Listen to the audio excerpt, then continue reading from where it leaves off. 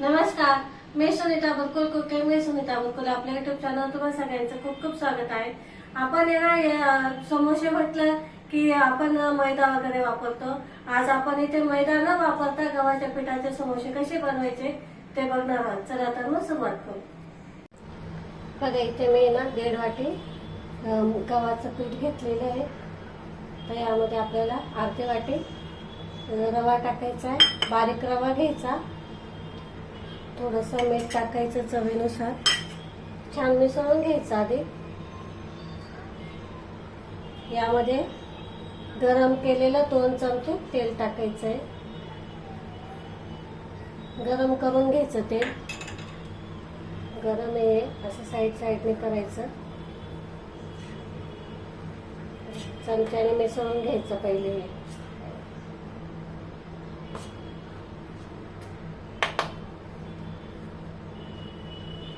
हाताला सोसल इतकं झालं की मग असं हाताने मिक्स करून घ्यायचं।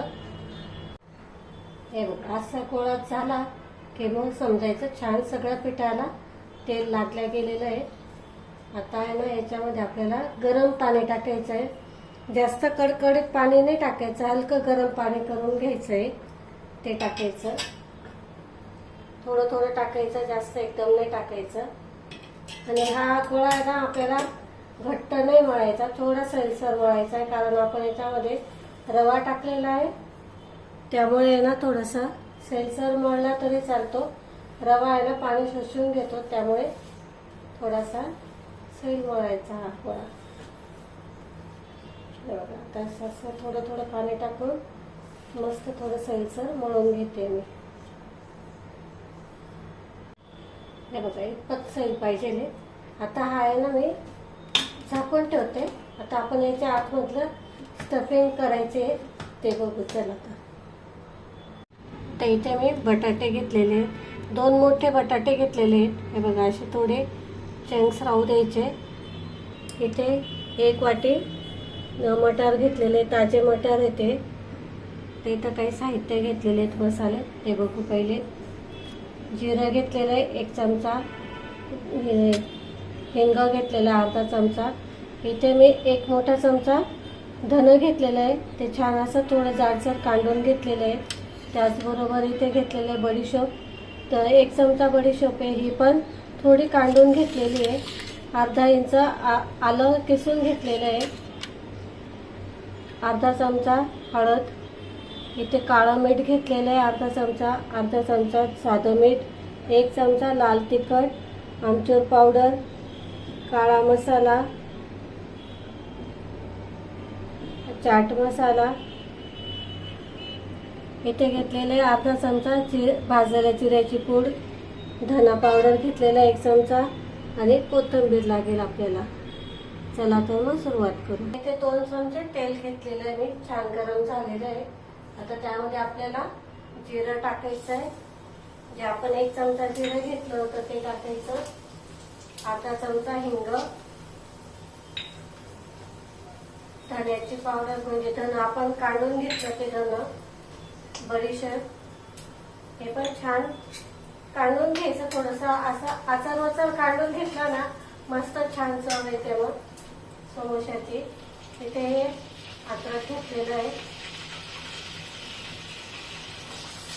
छान परतून घ्यायचं आहे सगळे जिन्नस, म्हणजे याचा जो फ्लेवर आहे ना तो छान येतो मग आपल्या याच्यामध्ये समोशामध्ये।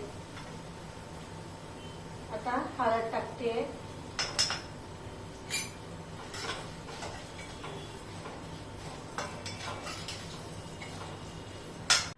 आपल्याला यामध्ये उकळून घेतलेले बटाटे टाकायचे। इथे मी 2 मोठे बटाटे घेतले होते, तुम्ही तुमच्या अंदाजे घ्या तुम्हाला किती घ्यायचे ते।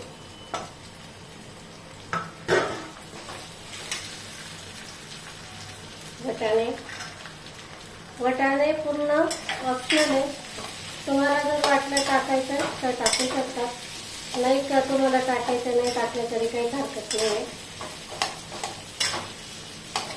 छान मिक्स करून घ्यायचं आहे।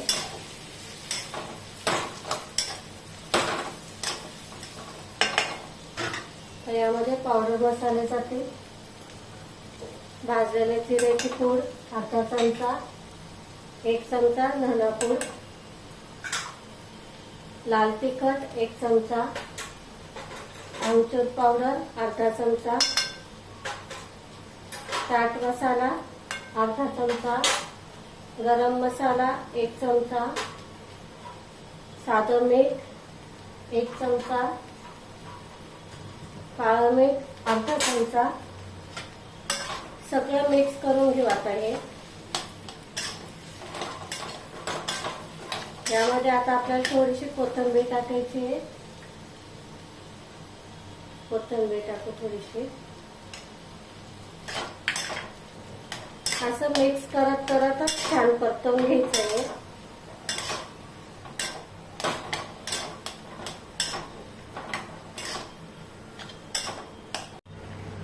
आता आपला समोशाचा आतमधलं स्टफिंग तयार आहे. तर मी इथे कोथिंबीर अजून टाकते. पूर्ण घातली कोथिंबीर. आता हे पूर्ण आपल्याला थंड करून घ्यायचं आहे. हे बघा आपला हा आतमधला मसाला बनवून तयार आहे.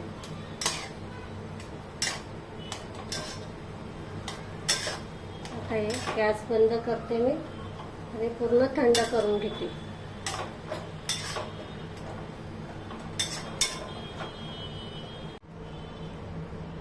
बघा आता आपण आहे ना लाटून घेऊ. इथे ना हा गोळा घ्यायचा, थोडासा असा हाताने नाही असं एकसारखा करून घ्यायचा.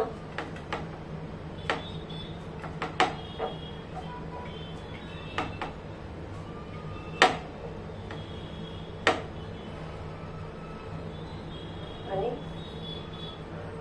तुम्हाला पाहिजे तेवढे लहान मोठे जसे पाहिजे तसे गोळे करून घ्यायचे.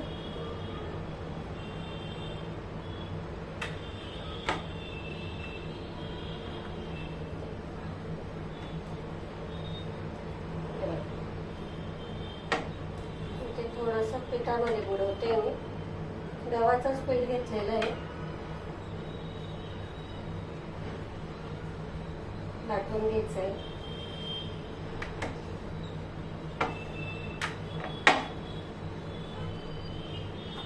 जास्त जाड नाही ठेवायचा किंवा पातळ पण नाही करायचं. हे आपल्याला काय असतं की जाड ठेवलं ना मग ते आतमध्ये कच्चं असतं आणि पातळ जर ठेवलं तर मग ते लवकर करपू शकतं.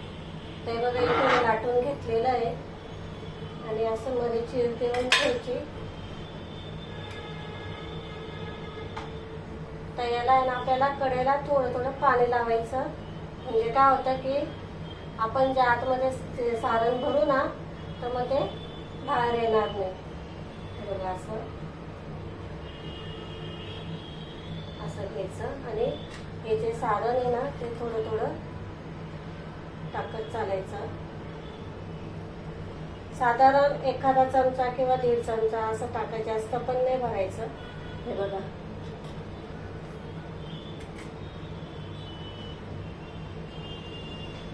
आणि हे जे आहे ना हे पण असं असं करायचं आणि त्याच्यासोबत असं जॉईन करायचं. हे बघा असं.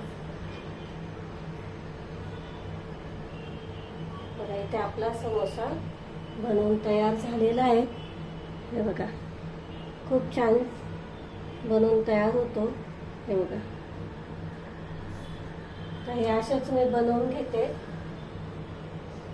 एक बनवून दाखवते. अजून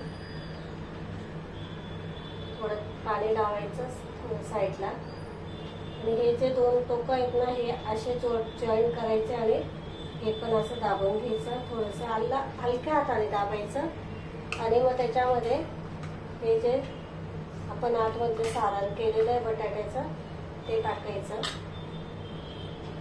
तर हे जे जॉईन आहे ना याच्या समोर आपल्याला असं जॉईन करून घ्यायचं आहे. बघा असं करायचं. फोल्ड करायचं आणि हे दोघं आधी दाबायचं आणि मग हे साईडचं दाबत चालायचं. हे बघा इथे आपला समोसा बनवून तयार झालेला आहे. आता मी असेच करून घेते सगळे. हे बघा असे मस्त करून घ्यायचे. सगळे नाही करायचे. 4-4, 5-5 असे करून घ्यायचे. आणि मग हे तळून घ्यायचे. जर एकदम करायचे असेल तुम्हाला तर मग याच्यावर काहीतरी कपडा वगैरे ठेवायचा, म्हणजे मग याला वरते ना अशी पापडी वगैरे येत नाही. चला आता हे तळून घेऊ. हे बघा, आता आपण आहे ना तेल चेक करू. इथं थोडं थंड आहे, अजून तेल तापू देऊ आपण. हे बघा, तेल आहे ना छान तापलं आहे. बघा, गोळा पण वरती आला मस्त. तर इथे आपण आहे ना हे जे समोसे केलेले ते टाकून घेऊ. तुमच्याकडे जेवढे मावतील ना तेवढे टाका तुम्ही. 3 4 4 जेवढे मावतील तेवढे. आता इथे 3च मावत आहे. जास्त गर्दी पण नाही करायची, एकखट्टी जास्त नाही टाकायचे. इथे मध्यम ते मीडियम करायचा गॅस, स्लो करायचा म्हणजे, आणि छान असे तळून घ्यायचे.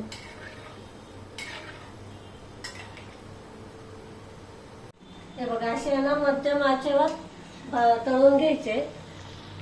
एकसारखे असे व्यवस्थित तळून घ्यायचे. बघा, असे तळून घ्यायचे. हे बघा, मस्त एकसारखे असे तळले गेले ते बघा. आता हे ना आपण काढून घेऊ. हे बघा, मस्त तळले गेलेत. खरपूस असे मस्त तळून घ्यायचे. मध्यम ते मीडियम गॅस केला ना मस्त छान तळल्या जातात.